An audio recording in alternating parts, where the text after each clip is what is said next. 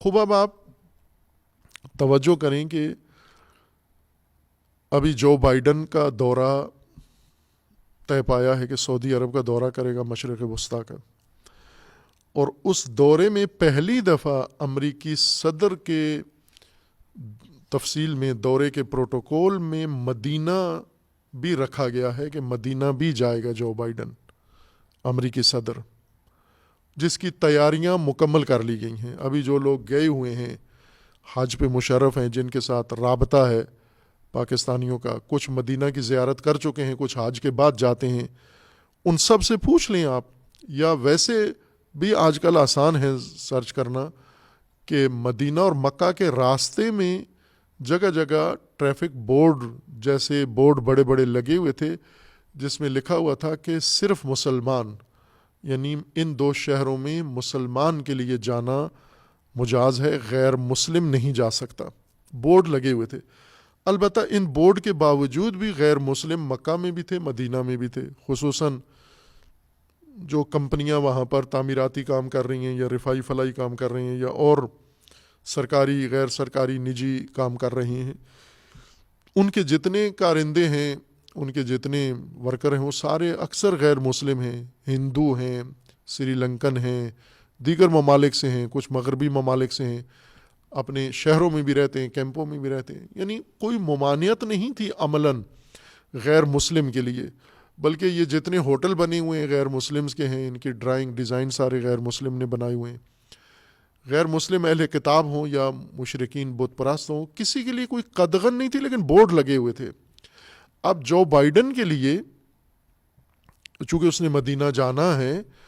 تو یہ بورڈ ہٹا دیے گئے ہیں، صرف مسلم والا بورڈ ختم کر دیے گئے ہیں،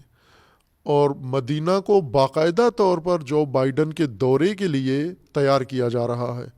اس کے راستے، ورودی راستے، اس کے شہر کے مختلف حصے، اور ظاہر سی بات ہے کہ مدینہ میں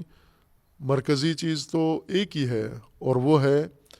روضہ رسول اکرم صلی اللہ علیہ وآلہ وسلم اور مسجد النبی، جو اصل نگین ہے مدینہ کا، جس کے محور میں سارا شہر قائم ہے، تو ظاہر سی بات ہے وہ وہاں بھی جائے گا، اپنے منصوبے کے مطابق وہاں بھی جائے گا۔ یعنی یہ ایک اعلان ہوگا جو بائیڈن کا وہاں جانا، کہ جیسے قدس کو، بیت المقدس کو ایک دن ہم نے تسخیر کیا تھا، جھنڈا لہرایا تھا، اور برطانوی وزیر اعظم نے دورہ کیا، امریکی صدر نے دورہ کیا اور وہاں پر اپنے پرچم گاڑے اور لہرائے، اسی طرح مکہ اور مدینہ میں بھی اب یہ داخل ہو کر یہ پرچم اپنے گاڑیں گے کہ یہ بھی تسخیر ہو چکا ہے، اور اس کے لیے باقاعدہ معاہدہ پہلے سے بنا لیا گیا ہے، اور اس کے مقدمات سارے انجام پا رہے ہیں جو بائیڈن کے لیے۔ ساتھ ہی یہ بھی خبر ہے کہ اس وفد میں جو بائیڈن کے ساتھ ہوگا، ایک باہری وفد اسرائیل کا بھی اس کے اندر ہوگا۔ ایک اسرائیلی وفد اس کام کے لیے پہلے ہی دورہ کر چکا ہے مدینہ کا دورہ کر کے حالات کا جائزہ لے کے ساری چیزیں وہ کر چکے ہیں۔ یہ جو امریکی اخبار میں، اسرائیلی اخبار میں اور بعض مشرق وسطیٰ کے خبروں میں آیا ہے، اخبارات نے بھی لکھا ہے، چینلز نے بھی، اس کے نیوز ایجنسیز نے بھی خبر دی ہے کہ یہ وفد پہلے ہی صہیونیوں کا مدینہ کا دورہ کر چکا ہے، اور جو بائیڈن کے دورے کے لیے اور اسرائیلی وفد کے دورے کے لیے میدان ہموار کر رہا ہے۔ اور کوئی بعید نہیں ہے کہ مدینہ میں ہی وہ معاہدہ، جس کا نام انہوں نے معاہدہ ابراہیم رکھا ہوا ہے، ڈونلڈ ٹرمپ نے ایک معاہدہ کروایا تھا عرب ملکوں کو، اسرائیل کے ساتھ، یہودیوں کے ساتھ، صہیونیوں کے ساتھ ایک معاہدہ کروایا تھا، اور اس کا نام اس نے معاہدہ ابراہیم رکھا تھا۔ معاہدہ ابراہیم کا معنی یہ ہے کہ دو مذہب، دو دین، ایک اسلام اور یہودیت، یہ دونوں ابراہیمی مذہب ہیں، تیسرا بھی ابراہیمی ہی ہے، اور وہ ہے نصرانیت یا عیسائیت۔ عیسائیت بھی ابراہیمی دین یا ابراہیمی مذہب شمار ہوتا ہے، اسلام بھی اور یہودیت بھی، چونکہ یہ اولاد ابراہیم میں سے ہیں، یہود پیروکار ہیں حضرت موسیٰ علیہ السلام کے، اور حضرت موسیٰ بنی اسرائیل میں سے ہیں، بنی اسرائیل اولاد یعقوب ہیں، یعقوب فرزند ہیں اسحاق کے، اور حضرت اسحاق بیٹے ہیں حضرت ابراہیم کے. بس یہود کے جتنے انبیاء ہیں وہ سب کے سب ابراہیمی انبیاء ہیں. اور اس کے بعد حضرت مسیح علیہ السلام کی ولادت ہوئی حضرت مریم سلام اللہ تعالیٰ علیہا سے، اور حضرت مریم بھی بنی اسرائیل سے ہیں، حضرت زکریا بھی بنی اسرائیل سے ہیں. خوب یہ بھی ایک اسرائیلی ہی سلسلہ ہے، یعنی حضرت یعقوب کی اولاد میں سے یہ سلسلہ جنہوں نے اللہ نے ان کو شریعت دی، کتاب دی، دین دیا، اور نصرانیت پیدا ہوئی عیسائیت کے نام سے. اور پھر اسلام حضرت ابراہیم کے دوسرے فرزند حضرت اسماعیل کی اولاد سے نبی اکرم حضرت محمد مصطفیٰ صلی اللہ علیہ وآلہ وسلم کے ذریعے سے یہ دین شروع ہوا، آغاز ہوا. تو یہ بھی ابراہیمی دین ہے. یہ 3 ابراہیمی دین ہیں. ابراہیمی ادیان کے اتحاد و وحدت کے لیے عرصے سے مقامی طور پر مشرق وسطیٰ میں بھی کوششیں تھیں، سنجیدہ کوششیں، کہ ابراہیمی ادیان آپس میں متفق ہو جائیں، خصوصاً جب کمیونزم کا دورہ تھا اور تسلط تھا سوویت یونین کا، اور الہادی تفکر، الہادی فلسفہ اور ضد دین فلسفہ لینن کا نافذ تھا روس کے اندر، اور تدریجاً ہر سرزمین کو تسخیر کرتے جا رہے تھے کمیونسٹ اور مارکسسٹ. اس وقت بھی یہ نظریہ پیدا ہوا کہ ادیان ابراہیمی آپس میں ایک اتحاد کریں، اور اس اتحاد میں یہ تینوں ادیان مسلمان، عیسائی اور یہود یہ مل کر اور اس الہادی کمیونزم کے مقابلے میں کوئی مشترکہ محاذ بنائیں. اور کیا بھی انہوں نے، کانفرنسیں ہوئیں ادیان ابراہیمی کے نام سے. اس کے بعد بھی بہت سارے نظریے ہیں. یہ ایک بہت دلچسپ موضوع ہے کہ ابراہیمی مرکزیت یا ابراہیمی عنوان کے ساتھ ان ادیان کو آپس میں قریب کیا جائے. آپ کو یاد ہوگا کچھ عرصہ پہلے پاپ، موجودہ جو پاپ ہیں عیسائیت کے پیشوا، یہ نجف اشرف میں گئے اور مسلمانوں کے اور خصوصاً شیعوں کے رہنما حضرت آیت اللہ سیستانی حافظہ اللہ سے ان کی ملاقات ہوئی، دیدار ہوا، جو وہ ایک تاریخی اور بہت اہم دیدار سمجھا گیا تھا، یعنی ملاقات ہوئی ان کی. وہ اسی سلسلے کی ایک کڑی ہے. چونکہ یہی پاپ صاحب پہلے مفتی اعظم مصر کے، جو جامعۃ الازہر کے وائس چانسلر ہیں، متحدہ عرب امارات میں ایک دستاویز سائن کر چکے تھے. یہ پاپ وہی دستاویز یہ آغا سیستانی کے ساتھ بھی سائن کرنے کے لیے گئے تھے، اور یہ اسی سلسلے کی ایک کڑی تھی کہ ادیان ابراہیمی آپس میں یہ ڈائلاگ کریں، بیٹھیں، اتحاد کریں، جو بظاہر ایک بہت احسن قدم ہے. اگر یہ علماء، اگر یہ مذہبی پیشوا، اگر پاپ یہ کام کریں اور مجتہدین تشیع یہ کام کریں اور مفتیان اہل سنت یہ کام کریں، یہ بہت اعلیٰ، اور یہود کے خاخام یہ کام کریں تو یہ بہت ہی بہترین کام ہے. لیکن اگر یہ کام صہیونزم کرے، اگر یہ کام امریکہ کرے، اگر یہ کام MI6 کرے، اگر یہ کام یہ خفیہ ایجنسیاں کریں، CIA کرے، پھر اس سے زیادہ منحوس کام کوئی اور نہیں ہے. اگر یہ مذہبی پیشوا ادیان کے کریں، یعنی ان کا منصوبہ ہو اور ان کی خواہش ہو، پھر یہ بہت عالی ہے. لیکن ایسے لگتا ہے کہ یہ ان کا منصوبہ نہیں ہے، بلکہ اس کے پیچھے صہیونی نظریہ ہے. صہیونیت یہود کے اندر پیدا ہونے والا ایک نظریہ ہے کہ آپ یہودیت کو، مذہب کو استعمال کر کے پورے مشرق وسطیٰ پر قبضہ کریں اور پوری دنیا پر قبضہ کر کے ایک حکومت آپ قائم کریں. یہ صہیونی نظام ہے. خوب اس صہیونیت کے سائے میں یہ کام ہو رہا ہے. یہ معاہدہ ڈونلڈ ٹرمپ نے باقاعدہ 4 عرب ملکوں کے ساتھ اسرائیل کا کیا، متحدہ عرب امارات، بحرین، سعودی عرب، اور چوتھا ملک اس وقت مراکش تھا، ظاہراً یہ ٹیونس تھا. ان کے ساتھ یہ معاہدہ کیا. عمان اور سوڈان بھی اس کے اندر شامل کیے، لیکن یہ بعد میں کیے تھے. پہلا یہ بحرین کے دارالخلافہ منامہ میں یہ سائن ہوا یہ معاہدہ ابراہیم 2020 میں، اور اس کے مطابق انہوں نے تمام عرب ملکوں نے اسرائیل کے ساتھ تعلقات قائم کرنے ہیں، جو کر لیے گئے ہیں۔ اور اس نے ڈونلڈ ٹرمپ نے یہ کوشش کی کہ اپنی صدارت کے خاتمے سے پہلے سعودی عرب کے ساتھ بھی رسماً سفارتی تعلقات قائم ہو جائیں۔ یہ اس نے بہت کوشش کی، ایڑی چوٹی کا زور لگایا، لیکن شاید سعودی عرب میں کچھ مسائل مراحل باقی تھے، جس وجہ سے یہ اپنے انتہائی اس تک نہیں پہنچا، مرحلے تک۔ اب پہنچایا ہے جو بائیڈن نے، اس مرحلے کو نہائی شکل دینے کے لیے، آخری شکل دینے کے لیے مقدمات سارے فراہم کر لیے ہیں، اور اس معاہدہ ابراہیم کے مطابق یہ اب سعودی عرب آئے گا۔ سعودی عرب میں بن سلمان نے پہلے سے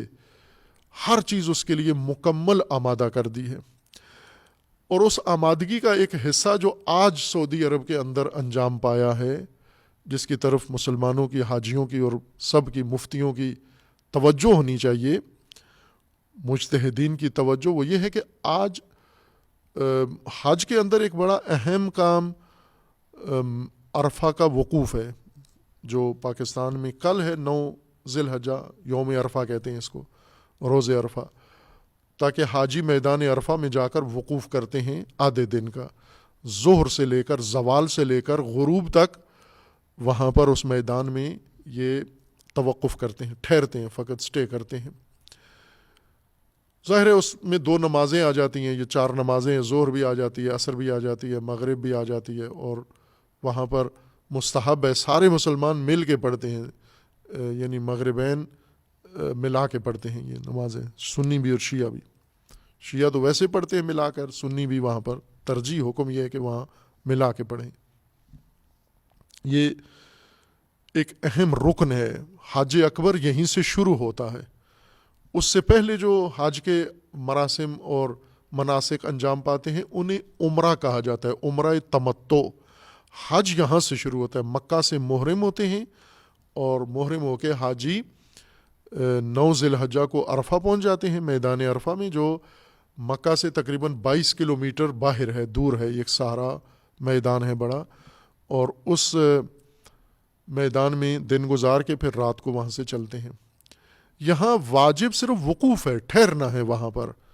باقی کوئی کام واجب نہیں ہے۔ لیکن یار رسول اللہ صلی اللہ علیہ وآلہ وسلم نے بھی جب وقوف فرماتے مکہ میں تو وہاں خطبہ بھی دیا کرتے تھے، واجب نہیں ہے یہ خطبہ، یعنی حج کا حصہ نہیں ہے، لیکن حضور دیا کرتے تھے، چونکہ ایک اجتماع ہے مومنین مسلمین کا، اس میں خطبہ دیا کرتے تھے، معروف بھی ہے خطبہ عرفہ۔ اور اہل البیت علیہ السلام بھی، ائمہ اطہار بھی وقوف عرفہ بڑے خاص اہتمام کے ساتھ کیا کرتے تھے۔ اب موجودہ صورتحال میں بھی خطبہ حج جس کو کہا جاتا ہے، وہ وقوف عرفہ کے دوران وہاں پر مسجد ہے، اور اس مسجد کے اندر، مسجد عرفہ کے بہت بڑی وسیع مسجد ہے، وہاں پر ہر سال امام کعبہ خطبہ دیا کرتے ہیں، اپنی سوچ، اپنے نظریے کے مطابق ہی عموماً خطبہ دیتے ہیں۔ حج کے دوران جتنے جمعے کے خطبے ہوتے ہیں یا حج کا خطبہ ہوتا ہے، وہ اکثر منافرت پر ہی مبتنی ہوتا تھا پہلے۔ مجھے یاد ہے چند دفعہ اللہ تعالیٰ نے توفیق دی، شرف حج نصیب ہوا، تو وہ خطبے سارے، اس خطبے کا ایک بڑا حصہ مسلمانوں میں تفرقے کی تلقین ہوتا تھا، شیعوں کے بارے میں نفرت، یا اہل سنت کے بارے میں نفرت کہ یہ بدعتی ہیں، یا آ کے روضہ رسول کی زیارت کیوں کرتے ہیں، بقیع میں کیوں جاتے ہیں، سلام کیوں پڑھتے ہیں، فلاں کیوں یہ خطبوں میں اکثر یہی مسلمانوں کے خلاف ہی ساری زہر اگلی جاتی تھی۔ باہر کے کچھ عرصے سے بہتری آئی خطبوں کے اندر، اور کچھ عالمی مسائل کی طرف بھی توجہ کرنے لگے۔ آج جو خطبہ عرفہ کے میدان میں پڑھا گیا ہے وہ بہت اہمیت والا ہے۔ یہ خطبہ امام کعبہ نے نہیں دیا، بلکہ حرم نبوی اور حرم مکی کے ائمہ میں سے کسی نے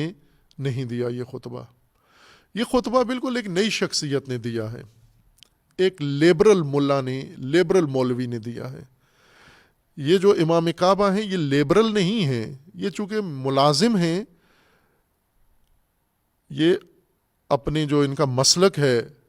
سلفی اس کے پابند ہیں سختی سے، اپنے مذہب کے۔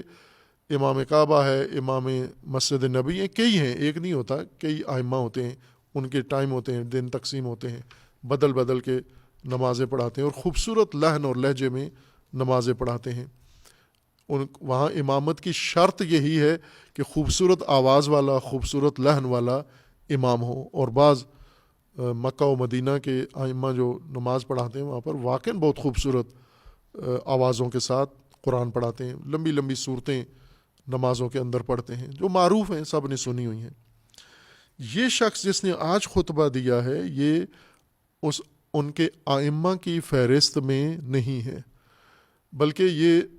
سلفی بھی نہیں ہے، لیبرل ہے، یہ فارغ التحصیل سلفی مدرسوں کا ہے، پڑھا ہوا وہیں کا ہے، لیکن یہ بن سلمان کے مذہب پر ہے، محمد ابن عبد الوہاب کے دین پر نہیں ہے، بن سلمان محمد بن سلمان کے مذہب پر ہے۔ محمد بن سلمان نے خوب ظاہر ہے کہ اعلان کیا ہے کہ ہم ایک ماڈرن دین، ایک ماڈرن مذہب سعودی عرب کے اندر لے کر آتے ہیں جس میں سب کے لیے گنجائش ہوگی، کسی کو کسی سے کوئی تکلیف نہیں ہوگی، ایک ایسا لیبرل مذہب نافذ کرنے والے ہیں۔ اس شخص کا نام ہے محمد بن عبد الکریم العیسیٰ۔ اس کو خود سعودی عرب کے علماء، مفتیان اعظام اور عرب ممالک کے باقی جتنے بھی مذہبی طبقہ ہے اہل سنت کے، سلفی ہیں یا غیر سلفی، حنبلی، یہ سب کے سب اس کو صہیونی ملا کہتے ہیں، یہودی ملا اس کو کہتے ہیں، چونکہ اس نے پہلے سے کئی ملکوں کے دورے کیے ہیں، یہودی مراکز میں یہ جاتا ہے اور اسرائیل بھی گیا ہوا ہے، جہاں پر بھی صہیونیوں سے کوئی بات کرنی ہو، کوئی وفد جانا ہو، سمجھوتا کرنا ہو، اس کے اندر یہ موجود ہوتا ہے۔ اور اس کا نظریہ ہے وہاں جس کے اوپر پہلے بہت شور اٹھا تھا سعودیہ کے اندر بھی اور سعودیہ سے باہر بھی، کہ اس نے فتویٰ دیا تھا کہ جہاں پر یہود ہوں یا جہاں غیر مسلم ہوں، وہ اگر آپ کو کوئی قانون بنا کے کہتے ہیں تو آپ کے لیے جائز نہیں ہے، جیسے پردے کے بارے میں، کہ اگر وہاں جیسے فرانس نے کہا تھا کہ فرانس میں حجاب نہیں کر سکتے آپ، تو اس نے فرانس میں جا کر یہ تقریر کی تھی جب فرانسیسی صدر نے کہا تھا کہ جمہوریت میں حجاب نہیں ہے اور مذہب نہیں ہے، تو اس نے خود جا کر فرانسیسی صدر کی تائید میں تقریر کر کے یہ کہا تھا کہ جو مسلمان فرانس میں رہ کر حجاب کرنا چاہتے ہیں ان کے لیے حجاب جائز نہیں ہے، چونکہ فرانس کا قانون یہ ہے کہ حجاب کی اجازت نہیں ہے۔ یہ اگر فرانس میں رہنا چاہتے ہیں تو حجاب اتار دیں، اگر حجاب کرنا چاہتے ہیں تو فرانس چھوڑ دیں۔ یہ اسی کا قول تھا اور اس کے اوپر بھی کافی تنقید ہوئی تھی، لیکن اس طرح سے اس کی شہرت نہیں ہوئی تھی۔ اس شخص کو بن سلمان نے تمام اماموں پر ترجیح دی ہے۔ آج امام کعبہ پر، امام کعبہ کئی ہیں، امام مسجد نبوی پر، اور بڑے بڑے افاضل سعودی عرب کے اندر اپنے مسلک کے مذہب سلفیت کے موجود ہیں علماء بڑے بڑے، ان سب کو نظر انداز کر کے اس کو آج کی امامت حج کی دی گئی ہے۔ اور یہ بنو امیہ کا کام تھا کہ حج کی امامت بہت اہم ہوتی تھی۔ یہ کبھی حجاج ابن یوسف کو بنو امیہ حج کا امام بناتے تھے، یعنی جو بھی اس وقت کا سب سے زیادہ فاسد انسان ہوتا تھا بنو امیہ اس کو امیر حج بنا کر پیش کرتے تھے، تأثر دینے کے لیے مسلمانوں کو کہ یہ زعامت سیاسی و دینی ان لوگوں کو حاصل ہے۔ خوب ہم آئیں آج کے موجودہ تاریخ حج سے، آئیں آج کے حج کی طرف جو اس وقت حالت وقوع میں ہے۔ یہ حج جو اگر ابراہیمی ہو تو یہ مسلمانوں کی نجات کا ذریعہ ہے، دنیا کا بھی اور آخرت کا بھی، چونکہ اس حج کے اندر وہ ساری چیز تعلیم دے دی جاتی ہے اور اس کی عملی ریہرسل بھی کروا دی جاتی ہے جو نجات کا ذریعہ ہے۔ پاکستان جیسے ملک ہوں، ہندوستان جیسے ملک ہوں، کشمیر و یمن ہو، جہاں بھی ہم دیکھیں مسلمان جس صورتحال کا شکار ہیں،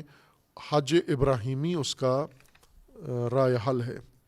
لیکن اس وقت موجودہ حج وہ بن سلمان کے اختیار میں ہے، اور بن سلمان نے اس حج میں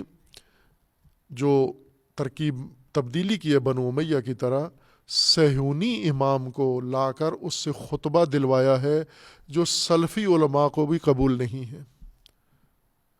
اس شخص کا جب سے اعلان ہوا ہے، 2 دن پہلے اس کی امامت کا اعلان ہوا ہے کہ اس سال کا خطبہ یہ شخص دے گا، تب سے سوشل میڈیا پر اہل سنت علماء نے اور سلفی علماء نے اس کی شدید مخالفت کی ہے کہ یہ شخص اہل نہیں ہے، یہ ایک دلال ہے، یہ ایک سازشی ہے، یہ یہود کا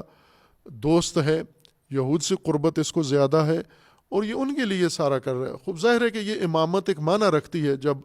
مرکزی امامت سال میں ایک دفعہ حج ہوتا ہے اور اس میں ایک وقوف عرفہ ہوتا ہے، اور وہ عرفہ کا وقوف اگر جس شخص کو دے دیا جائے تو اس کا مطلب یہ ہے کہ آگے اسی نے اب مذہبی رہنمائی اس شخص نے کرنی ہے۔ پہلے جو تھے وہ بھی متشدد تھے، سخت تھے، تکفیری تھے، کم از کم تشیع اور اہل سنت کی نسبت وہ تکفیری تھے، ان کسی کو بدعتی، کسی کو کیا کہہ کر اسلام سے خارج کرتے تھے۔ یہ جو شخص آیا ہے اس نے تو ان کو بھی خارج کر دیا ہے، چونکہ اس کے نزدیک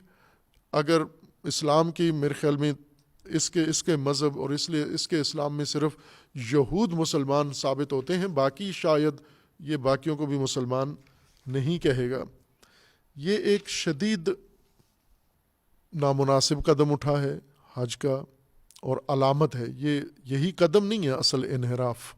وہ بالاخر حج کا خطبہ کوئی بھی دے دے، کوئی مشخص نہیں ہے کون دے، کوئی بھی حج کا خطبہ دے دے،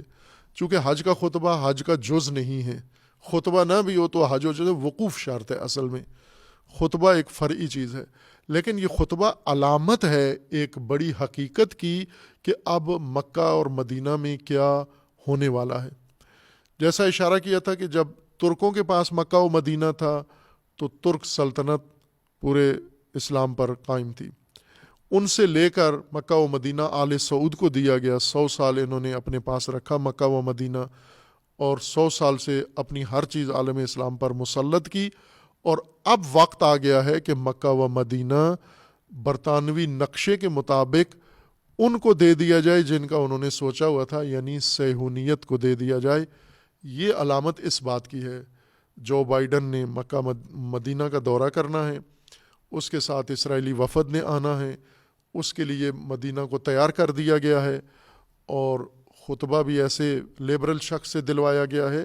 بہرکیف یہ ساری مجموعی صورتحال ہے جو ہمارے سامنے ہے۔ یہ کیا ہو رہا ہے؟ یہ معاہدہ ابراہیم ہے۔ یہ حج ابراہیمی کے موقع پر معاہدہ ابراہیم جو حضرت ابراہیم نے نہیں کیا، انہوں نے کیا ہے۔ معاہدہ ابراہیم یہ ہے کہ تمام عرب ملک یہ یہود کے ساتھ دوست ہو جائیں، چونکہ یہودی بھی ابراہیمی ہیں، صہیونی بھی، اور مسلمان اور عرب بھی ابراہیم علیہ السلام کے پیروکار ہیں، لہٰذا ان کی دوستی ابراہیمی دوستی ہے، یہ کزن ہے، آپس میں بنتے ہیں، ابراہیمی ہے۔ یہ معاہدہ ابراہیم ہے، اور اس معاہدہ ابراہیم کا محور کیا ہے؟ اس معاہدہ ابراہیم کا محور یہ ہے کہ مشرق وسطیٰ مکمل طور پر صہیونیوں کے سپرد ہو گیا ہے، نہ کہ ہونا ہے، ہو گیا ہے۔ صرف انہوں نے اس کو چابیاں دینی ہیں یا اس کا اعلان کرنا ہے یا تصویریں بنوانی ہیں، باقی عملی طور پر سب کچھ ہو گیا ہے۔ اور دوسرا اس کا بڑا ہدف ہے کہ اس معاہدے کے مخالف اور دشمن جن کی وجہ سے پہلے بھی اس قسم کے صہیونی منصوبے اور امریکی اور شیطانی منصوبے ناکام ہوئے، وہ ایران ہے۔ معاہدہ ابراہیم کا محور یہ ہے کہ صہیونی اور عرب مل کر ایران کا مقابلہ کریں گے، ایران کو بے اثر کریں گے یا ایران کو ختم کریں گے۔ یہ اس کا اصل باطن حقیقت اس معاہدہ ابراہیم کی ہے، اور جو بائیڈن اسی لیے آ رہا ہے، اس لیے ایران کے ساتھ اپنے مذاکرات بھی اس نے معطل کر دیے ہیں، تاکہ صہیونیوں کے ساتھ عربوں کو ملا کر دوستی کروا کے اور عربوں اور صہیونیوں کی مشترکہ شراکت سے ایران کے خلاف جنگ شروع کروائے، اور ایران جو پہلے ہی اقتصادی مشکلات کی وجہ سے مشکلات کے اندر گرفتار ہے، اس سے فائدہ اٹھانا چاہتے ہیں۔ جیسا رہبر معظم نے کچھ عرصہ پہلے یہ ملت ایران کو یہ بتایا تھا کہ آپ لوگ ہوشیار رہیں، دشمن لوگوں کی ناراضگی کو ہتھیار بنانا چاہتا ہے، پابندیاں لگاتا ہے تاکہ لوگ پریشان ہوں، تکلیف میں ہوں، اور پھر ان تکلیف دیدہ لوگوں کو، تکلیف زدہ لوگوں کو احتجاج کروائے، میدان میں لے آئے حکومت کے خلاف۔ خوب ظاہر ہے کہ یہ رہبر کی ان کو ہدایت تھی۔ آج بھی پیغام رہبر معظم کا نشر ہوا، جو ہر سال ہوتا ہے، 8 ذی الحجہ کو پڑھ کے سنایا جاتا ہے، جس میں یہی پیش بینی کی گئی کہ حج 2 مقصد کے لیے ہے، 2 اہم مقصد کے لیے ہے۔ ایک، اس کا مقصد وحدت ہے، امت کی وحدت۔ حج ہے ہی امت سازی کا ذریعہ ہے، تمام اطراف عالم سے، تمام گوشہائے جہان سے لوگوں کو اکٹھا کر کے بلا کر اذن فی الناس، اس اعلان کے مطابق جس طرح اللہ تعالیٰ نے فرمایا تھا کہ ہر فج عمیق سے، دور دراز گھاٹیوں سے لوگ پیدل چل کے سواریوں پر آئیں گے، خوب ایسا ہی ہوتا ہے، دور دراز سے مسلمان آتے ہیں۔ آ کر کیا کریں؟ نہ آ کر بن سلمان جو کچھ کہتا ہے اس طرح سے انجام دے، بلکہ آ کر آپس میں ایک امت واحدہ کا منظر پیش کریں، یک رنگ ہو جائیں، ایک لباس ہو جائیں، ایک زبان ہو جائیں، اور آپس میں معاہدہ امت کا ہو، ایک امت سازی کا ایک ذریعہ ہے۔ اور دوسرا، یہ معنویت کا مرکز ہے۔ اور عرفہ کا دن، جس طرح خداوند تبارک و تعالیٰ نے حضرت ابراہیم کو یہ حکم دیا تھا کہ آپ اعلان کریں، لوگوں کو بلائیں اور اکٹھے، اور آئیں گے لوگ، اور آئے ہیں لوگ، ظاہر صدیوں سے حضرت ابراہیم کی ندا سے آج تک مسلسل ندا ابراہیمی پر لبیک کہتے ہوئے لوگ مکہ میں مشرف ہو رہے ہیں۔ اسی طرح حج آج سے شروع ہوتا ہے، آج سے مراد یعنی سعودی افق کے مطابق آج یا 9 ذی الحجہ، پاکستان کے مطابق کل سے، عرفہ کے دن سے حج شروع ہوتا ہے۔ حج کا آغاز جب عرفہ سے ہوتا ہے تو اس کے اندر ایک بہت اہم فریضہ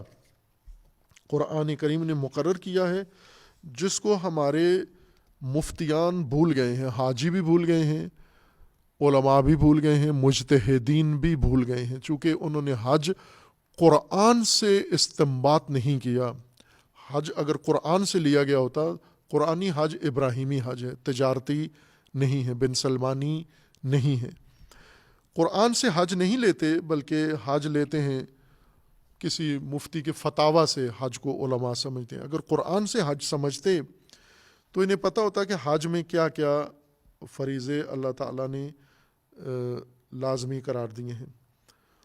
ان میں ایک فریضہ خداوند تبارک و تعالیٰ نے حج کے لیے مقرر یہ کیا ہے۔ سورہ توبہ بھی حج کے لیے نازل ہوئی تھی۔ سورہ توبہ مدینہ میں نازل ہوئی تھی، لیکن مکہ میں پڑھنے کے لیے، تاکہ مکیوں کو جا کر سنائیں۔ لہٰذا رسول اللہ صلی اللہ علیہ وآلہ وسلم نے پہلے حضرت ابی بکر ابن ابی قحافہ کو یہ دی سورہ کے جا کر پڑھ کے سنائیں اہل مکہ کو۔ اس وقت تک مشرک تھے اہل مکہ، اور وہ لے کے روانہ ہوئے۔ بعد میں اب شیعہ اعتقاد کے مطابق وحی نازل ہوئی، حضرت جبرائیل آئے اور فرمایا کہ امیر المومنین علی علیہ السلام کو بھیجیں۔ پھر رسول اللہ نے یہ تبدیلی کیا، بعد میں علی علیہ السلام کو پیغام دے کے بھیجا کہ آپ انہیں واپس کر دیں اور آپ جا کر یہ سورہ پڑھیں وہاں پر۔ یہ سورہ مکہ کے لیے نازل ہوئی تھی، وہی مدینہ میں تھی۔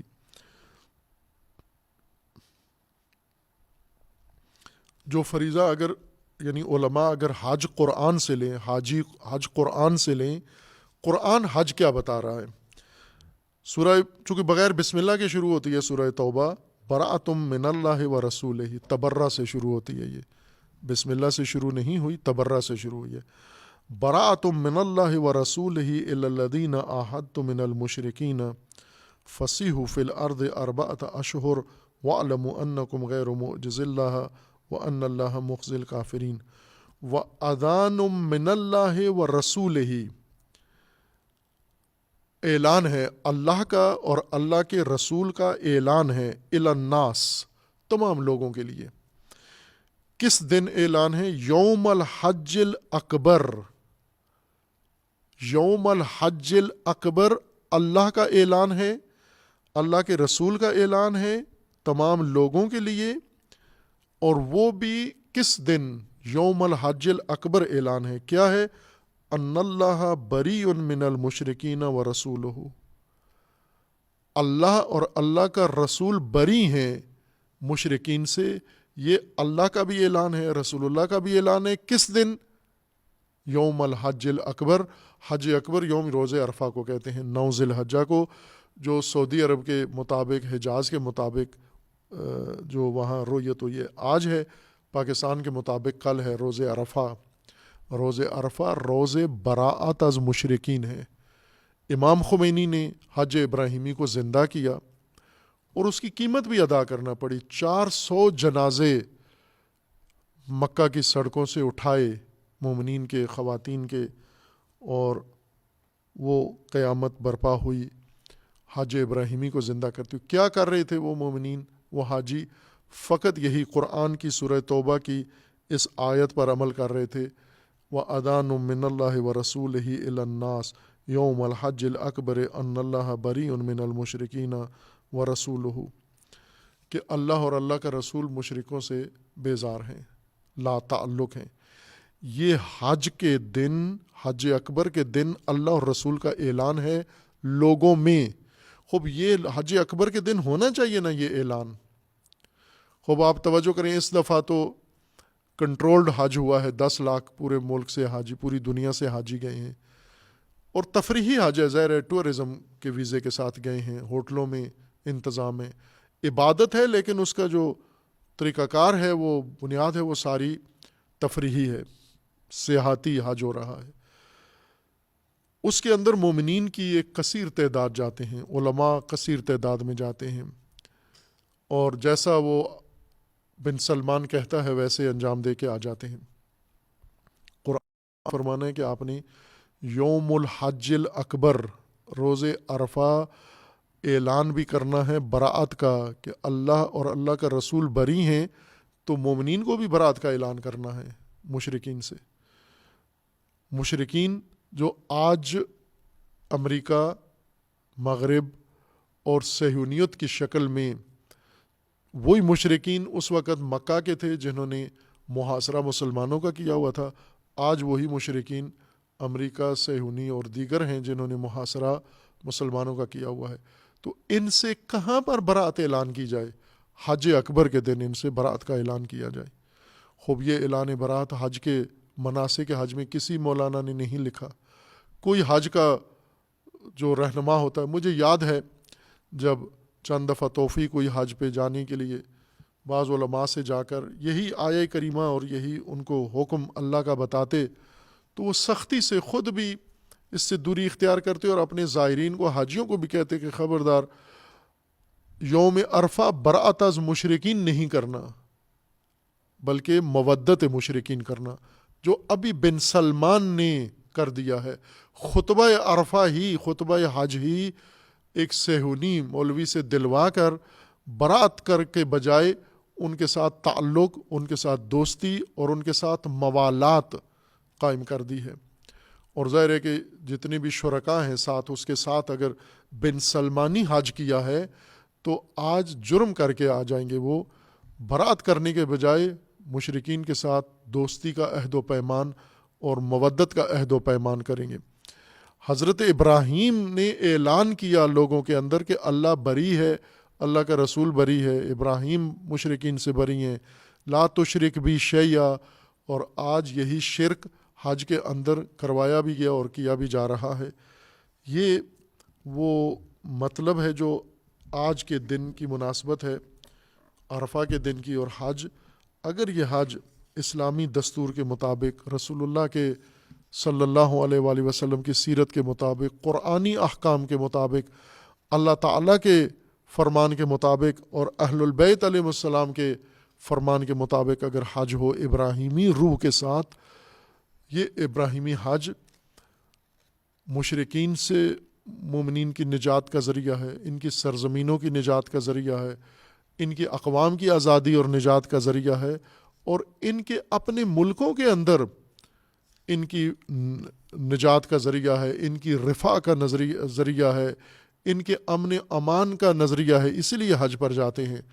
لیکن اس حج کی تبیین، اس حج کی تفسیر، اس حج کی وضاحت ہو تو، اور اب لوگ جانتے بھی ہیں، خصوصاً امام خمینی نے آ کر ایک اتمام حجت سب پر کر دی ہے۔ آج کوئی نہیں کہہ سکتا کہ حج ابراہیمی ہمیں نہیں معلوم، حج قرآنی ہمیں نہیں معلوم، بلکہ آج امام نے کھول کر یہ سب کچھ بیان کیا ہے۔ پھر بھی جا کر چپکے سے بن سلمانی حج کر کے بنو امیہ والا آ جانا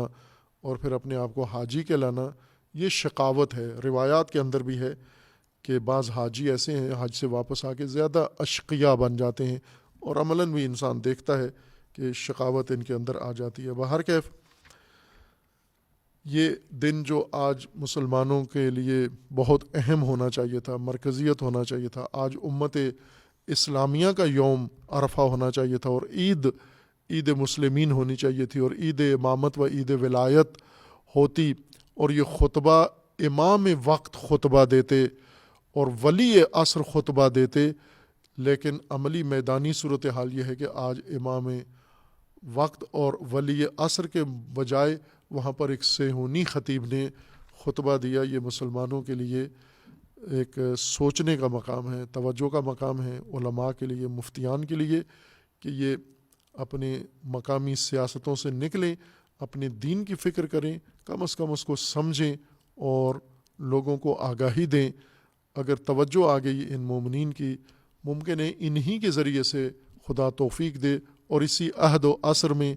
ابراہیمی حج قائم ہو، اور وہ دن خدا دکھائے کہ ہم یہ خطبہ اپنے وقت کے امام سے عرفہ کے اندر سنیں، اور ان کی اقتداء میں یہ حج بھی ہو،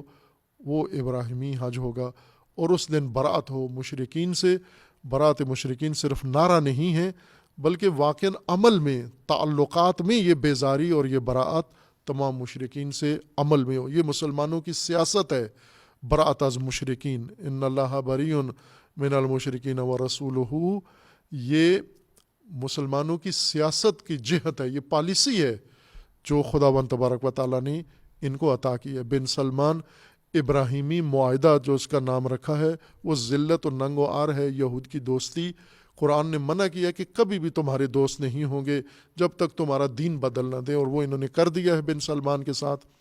اور خدا نخواستہ یہ اگر مدینہ جاتا ہے اور صہیونی جاتے ہیں، یہ ننگ ہے۔ اور پھر یقین جان لے مسلمان کہ قبلہ اول کے بعد اب قبلہ موجود یہ بھی باقاعدہ طور پر رسماً ان کے حوالے کر دیا جائے گا۔ خدا نہ لائے وہ دن، اور مسلمانوں کو توفیق دے کہ اپنے مقدسات کا دفاع کر سکے انشاءاللہ۔ وصلی اللہ علی محمد وآلہ الطیبین۔